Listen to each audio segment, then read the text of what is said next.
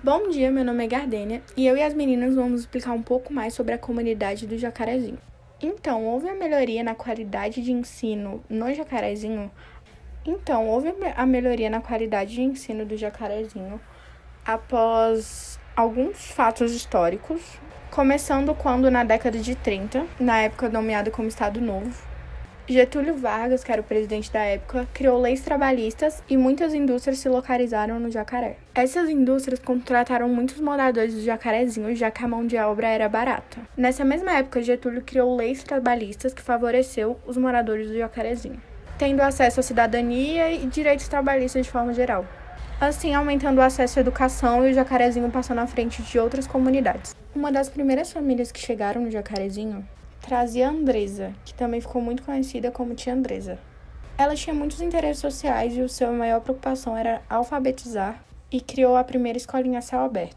Antes mesmo da Lei Mobral, que é o Movimento Brasileiro de Alfabetização, ela auxiliava o Jacarezinho não só na parte educacional, como também na parte cultural, já que criou a primeira escola de samba do Jacarezinho. Continuando com a fala da Gardênia, eu, Maria Eduarda Moreira, irei falar sobre o progresso econômico. A área ocupada atualmente pelo Jacarezinho era de posse da família de Getúlio Vargas, que cedeu as terras para aqueles moradores.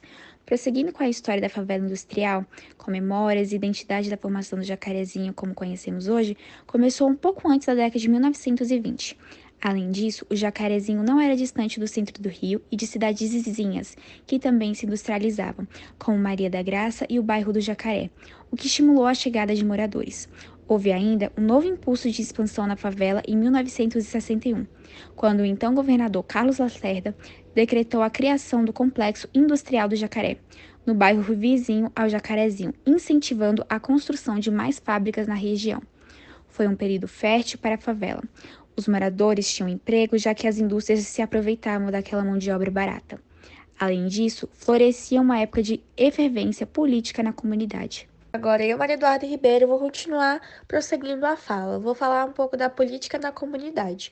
O Jacarezinho chegou a abrigar diretórios do PDT e do PT, mas quando esses partidos adentraram o poder, a maioria dos militantes e sindicalistas foram embora, como se dissessem: chega de lutar, estamos dentro do poder.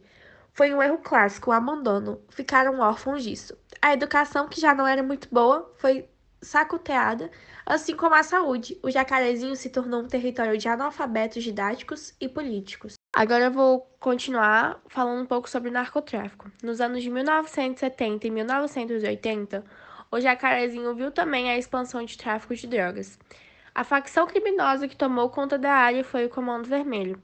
Em primeiro momento, havia uma política de assistencialismo, mas quando chegou o tráfico de cocaína, começou o verdadeiro desastre. Esse contexto também fez crescer o aumento nos empates do tráfico com a polícia, o que degradou ainda mais a situação. O tráfico de drogas e a violência na comunidade, assim como em outras regiões do Rio, cresce junto com o desemprego. Agora, continuando, foi instalada no Jacarezinho uma unidade de polícia pacificadora, a UPP, com o objetivo de minimizar o controle territorial de facções e instalar projetos sociais. Porém, o número de mortes decorrentes de intervenções policiais no Rio de Janeiro aumentou ano a ano. Acredita que o projeto das UPPs não deu certo.